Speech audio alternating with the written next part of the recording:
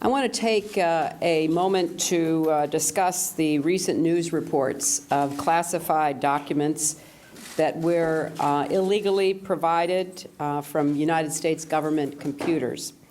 In my conversations with counterparts from around the world over the past few days, and in my meeting earlier today with Foreign Minister Davutoglu of Turkey, I've had very productive discussions on this issue.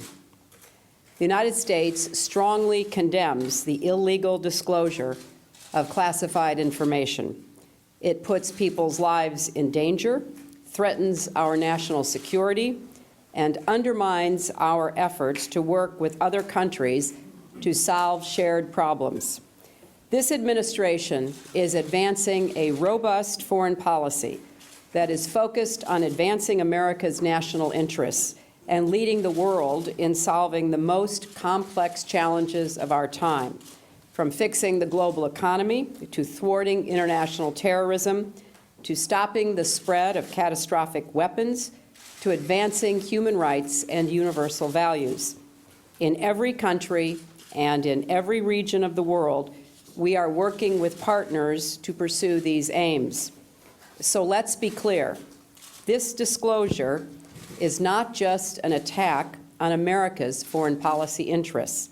It is an attack on the international community, the alliances and partnerships, the conversations and negotiations that safeguard global security and advance economic prosperity.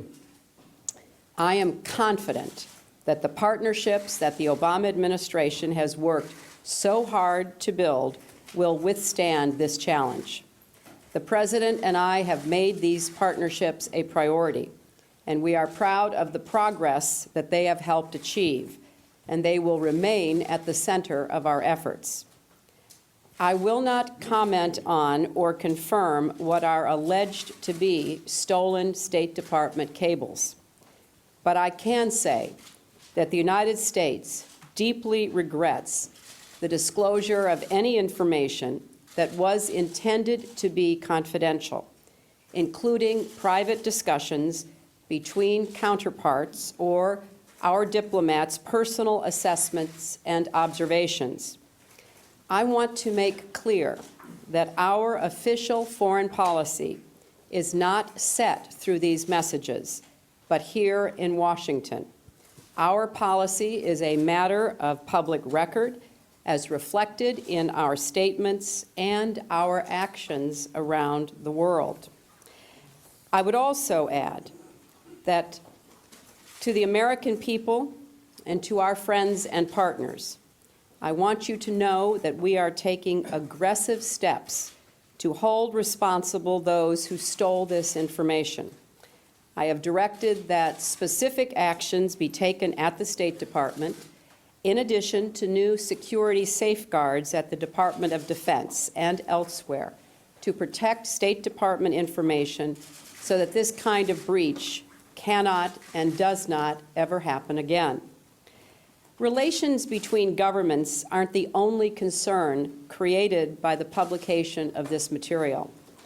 U.S. diplomats meet with local human rights workers, journalists, religious leaders, and others outside of governments who offer their own candid insights.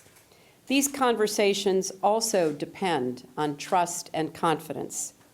For example, if an anti-corruption activist shares information about official misconduct, or a social worker passes along documentation of sexual violence, revealing that person's identity could have serious repercussions: imprisonment, torture, even death. So whatever are the motives in disseminating these documents, it is clear that releasing them poses real risks to real people, and often to the very people who have dedicated their own lives to protecting others. Now, I'm aware that some may mistakenly applaud those responsible. So I want to set the record straight. There is nothing laudable about endangering innocent people and there is nothing brave about sabotaging the peaceful relations between nations on which our common security depends. There have been examples in history in which official conduct has been made public in the name of exposing wrongdoings or misdeeds. This is not one of those cases. In contrast, what is being put on display in this cache of documents is the fact that American diplomats are doing the work we expect them to do. They are helping identify and prevent conflicts before they start. They are working hard every day to solve serious practical problems, to secure dangerous materials, to fight international crime, to assist human rights defenders, to restore our alliances, to ensure global economic stability. This is the role that America plays in the world. This is the role our diplomats play in serving America, and it should make every one of us proud. The work of our diplomats doesn't just benefit Americans, but also billions of others around the globe. In addition to endangering particular individuals, disclosures like these tear at the fabric of the proper function of responsible government. People of good faith understand the need for sensitive diplomatic communications, both to protect the national interest and the global common interest. Every country, including the United States, must be able to have candid conversations about the people and nations with whom they deal. And every country, including the United States, must be able to have honest, private dialogue with other countries about issues of common concern. I know that diplomats around the world share this view, but this is not unique to diplomacy. In almost every profession, whether it's law or journalism, finance or medicine, or academia, or running a small business, people rely on confidential communications to do their jobs. We count on the space of trust that confidentiality provides. When someone breaches that trust, we are all worse off for it. And so, despite some of the rhetoric we've heard these past few days, confidential communications do not run counter to the public interest. They are fundamental to our ability to serve the public interest. In America, we welcome genuine debates about pressing questions of public policy. We have elections about them. That is one of the greatest strengths of our democracy. It is part of who we are, and it is a priority for this administration. But stealing confidential documents and then releasing them without regard for the consequences does not serve the public good, and it is not the way to engage in a healthy debate. In the past few days, I've spoken with many of my counterparts around the world, and we have all agreed that we will continue to focus on the issues and tasks at hand. In that spirit, President Obama and I remain committed to productive cooperation with our partners as we seek to build a better, more prosperous world for all. Thank you, and I'd be glad to take a few questions. We'll begin with Charlie Wilson of CBS in his last week here covering the State Department. Where are you going, Charlie? Well, slightly into the sunset, but let me get to a question. Yes, sir.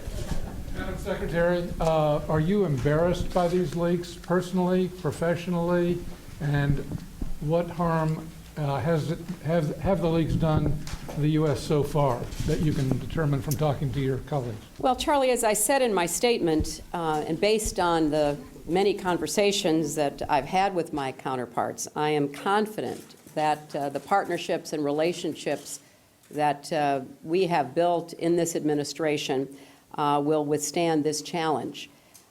The President and I have made these partnerships a priority, a real centerpiece of our foreign policy, and we're proud of the progress that we have made over the last 22 months. You know, every single day, U.S. government representatives from the entire government, not just from the State Department, engage with hundreds, if not thousands, of government representatives and members of civil society from around the world. They carry out the goals and the interests and the values of the United States. And it is imperative that we have candid reporting from those who are in the field, working with their counterparts in order to inform our decision-making back here in Washington. I can tell you that in my conversations, at least one of my counterparts said to me, well, don't worry about it, you should see what we say about you. So I think that this is well understood in the diplomatic community as part of the give and take. I would hope that we will be able to move beyond this and back to the business of working together on behalf of our common goals. Kim Gaddis, the BBC. Kim? Madam Secretary, I was wondering whether you could tell us what you think your upcoming trip is going to look like. Presumably, a lot of the people who have been mentioned in those alleged cables are going to have conversations with you. Do you think it's going to cause you discomfort over the coming week as you engage in conversations with those leaders? And I know you don't want to comment on the particulars of the cables, but one issue that has been brought up into the daylight is the debate about Iran. What do you think the impact is going to be of those documents on the debate about Iran in the coming weeks and months? Well, Kim, you're right, and I don't know if you're going on this trip or not, but we will be seeing dozens of my counterparts in Astana, and then as I go on from Kazakhstan to Kyrgyzstan and Uzbekistan, and then ending up in Bahrain for the Manama dialogue.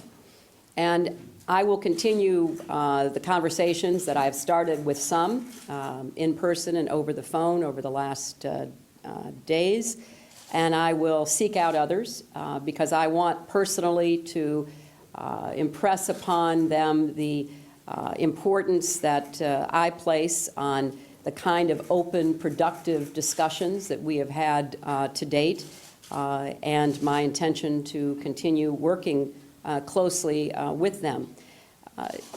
Obviously, this is a matter of great concern because we don't want anyone in any of the countries that could be affected by these alleged leaks here to have any doubts about our intentions and about our commitments. That's why I stressed in my remarks that policy is made in Washington. The President and I have been very clear about our goals and objectives in dealing with the full range of global challenges that we face.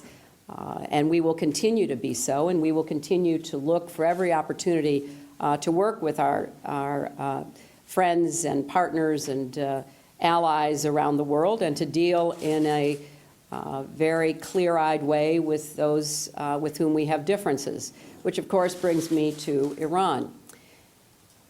I think that it should not be a surprise to anyone that Iran is a source of great concern, not only in the United States. That what comes through in every meeting that I have anywhere in the world is a concern about Iranian actions and intentions. So if anything, any of the comments that are being reported on, allegedly from the cables, confirm the fact that Iran poses a very serious threat in the eyes of many of her neighbors and a serious concern far beyond her region. That is why the international community came together to pass the strongest possible sanctions against Iran.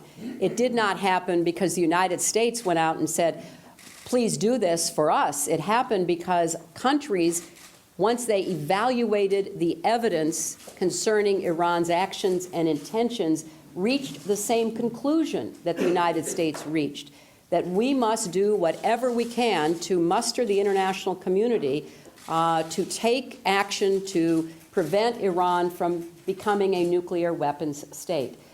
So if anyone reading the stories about these alleged cables thinks carefully, what they will conclude is that the concern about Iran is well-founded, widely shared, and will continue to be at the source of the policy that we pursue with like-minded nations to try to prevent Iran from acquiring nuclear weapons.